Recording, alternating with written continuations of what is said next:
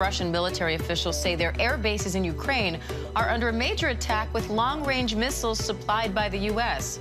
A prominent Russian military blogger calls the strikes perhaps the most serious on Russian military aviation in the whole war. ABC News' Patrick Reevell is in Kyiv with the latest. Patrick, what's happening with these strikes, and what do you make of this?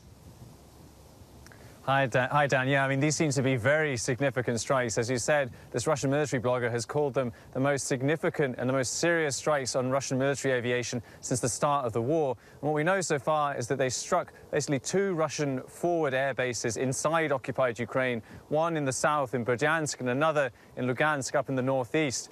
And what we've heard so far from the Ukrainians is they claim they've destroyed at least 9 Russian helicopters, which would be a huge number in a single strike. And the reason that this matters is that these helicopters have been creating a huge problem for Ukraine's counteroffensive and also supporting Russia's offensive that it's been waging now and for the past week in the northeast, because it uses them to try and target basically Ukrainian forces with impunity, because they don't have, because it gives Russia air superiority. And so that what we know, well, we're still learning details. What we know so far is these appear to be very significant strikes.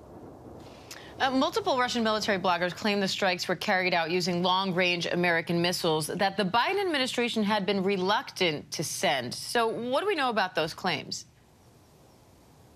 Yeah, so these Russian bloggers are claiming that ATACMS were used. They've even been posting unverified photos showing what seems to be cluster munitions on the runway of one of these bases, and there is a suggestion that because ATACMS can be armed with cluster munitions, that must mean they were used. But honestly, Ukrainian officials are not denying that they were used. What we do know, Ukrainian sources have told us 3 weeks ago, that ATACMS missiles are in Ukraine and that the US has agreed to provide them. But for now, no one is saying that publicly.